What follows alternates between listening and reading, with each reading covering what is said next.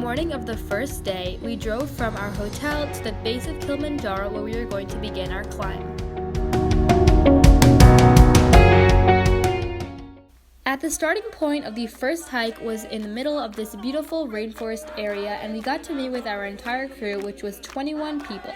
It was just shocking how the group of just me, my sister, and my dad were going to be supported by a team of 21 different hardworking people.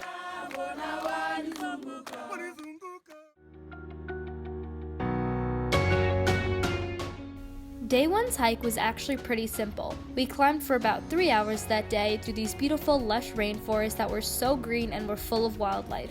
It's been like a little bit uphill and like a little bit downhill, but it isn't too bad, not anything too steep. Couple Calabas monkeys over there. Here we had finally made it to Big Tree Camp, which was our first overnight campsite. Very tired because we spent almost 3 hours today hiking. It was a tough day, but a good day. Lots of uphills and downhills. It's up to 9,000 feet. We've been at the campsite for like a half hour, and now we're in the mess tent and we're having tea time. And there's popcorn. So it's dinner time. Look at the soup. There's soup. Hot soup apparently. Really hot. And bread. Woke up at about 6:30 this morning. We've packed up all of our stuff. It's breakfast time. There's porridge. And then we got hot water and some fruit. So can you help me? That's what breakfast is. We are beginning our climb for day number 2. Today's going to be a 6-hour hike. And we're going to stop for lunch in the middle. So yeah. Out of all 9 days of climbing Kilimanjaro, day 2 was one of the hardest ones for me. We had to hike about 6 to 7 hours that day, and we didn't have a lot of shade. It kept going from hot to cold. It was really interesting, but today was one of the most tiring days. We've now left the rainforest. Now the hither zone. We're at 9,333 feet. So there's no longer a lot of trees because there's less oxygen up here, and it got really hot, so we had to take off a bunch of our layers. And I'm feeling a lot more comfortable now. We have reached our lunch point. We're actually really high up, about 10,000 feet in elevation, and you can actually see a lot of the clouds around us. And here are our guides, Lucia and Justin. Hey, Jumbo! On most days, we would have lunch while we were hiking, and we would take a little break and have our packed lunch, which was like a sandwich, fruit, and chocolate. So the air's gone slightly thinner, and I can feel it because I'm out of breath a lot easier. And it's a lot harder to breathe. Yeah. After hiking for almost 6 hours on the toughest day on Kilimanjaro, we had finally made it to our next campsite, which was called Shira 1. This was a really flat and almost desert-like campsite with all of the tents stretched out across this big plateau. So it is dinner time, and it's really so cold. It's really cold, so I'm wearing 2 jackets and we're eating dinner. So it's morning time today, and this is the campsite in the morning. It's really cool to see all of this. Back here is Kilimanjaro. There is snow on the top, and it's quite far away and really tall, but that's where it is. It looks like I'm holding it.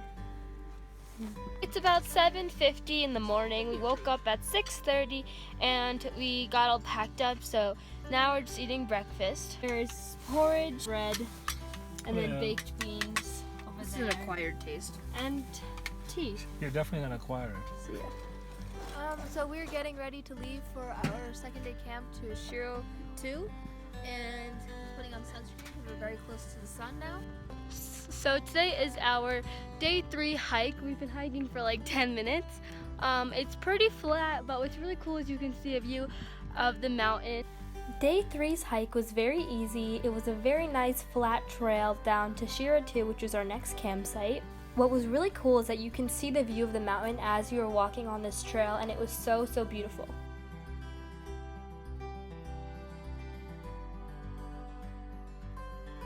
After we got to the campsite, everyone was feeling very tired, and I think that we were all feeling some light symptoms of altitude sickness. We all had a very light headache, and my dad and my sister immediately took a nap as soon as we got back to camp. And while everyone was napping, I explored the campsite a little bit and got to look out at the really cool views. So it's about 6:30 and we're having dinner. Today was a relatively easy day, mostly flat, tight, little bit of uphills. We actually made good pace. A little bit of a headache and feeling a little bit tired, but hopefully it'll pass the next day or so. So this morning I feel really good.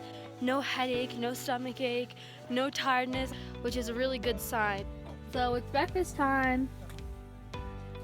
I'm not eating toast because I don't like porridge, but what are you doing? Where to go? The hike from Shira 2 to Moyer Huts was probably the easiest hike on the entire 9-day trip.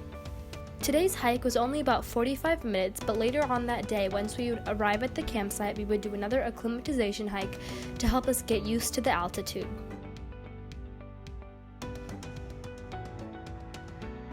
The views from this hike were absolutely stunning. You could see the mountain clearly with very few clouds blocking the view.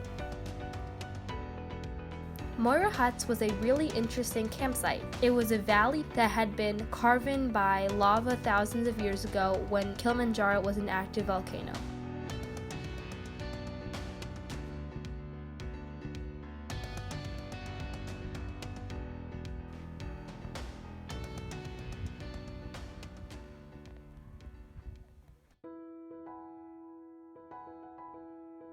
It's breakfast.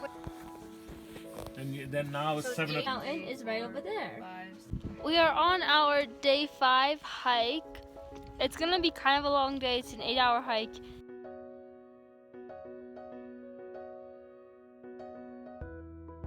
So we're almost at Lava Tower, which is just down there, which is our halfway point and which is our lunch break.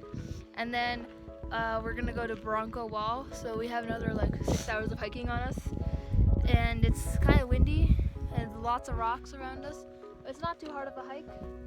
Yeah. Here we are at the halfway point of our long hike today. This was an extremely tiring hike.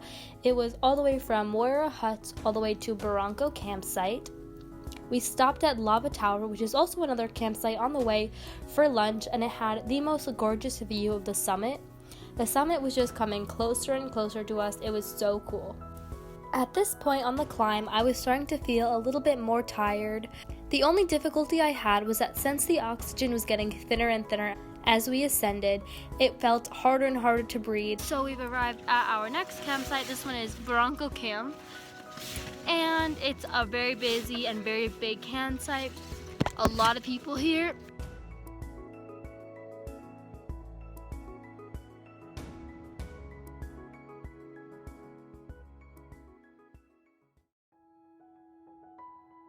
It's morning time. Today is day 6 and we're going to be climbing Barranco Wall and we'll be getting to Karanga Camp.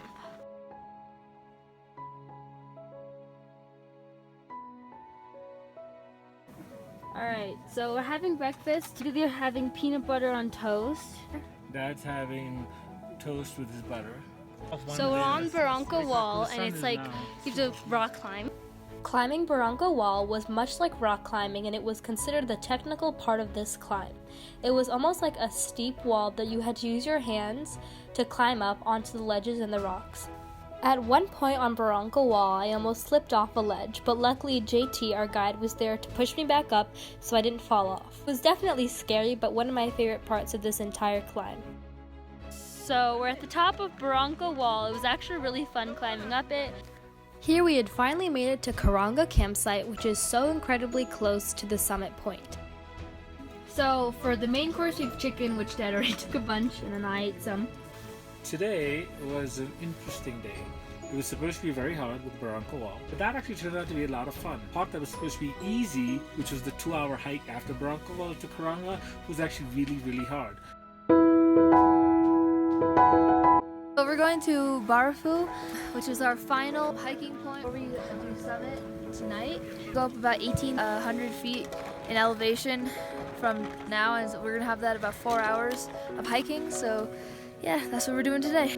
We just had breakfast. The summit's actually super close by.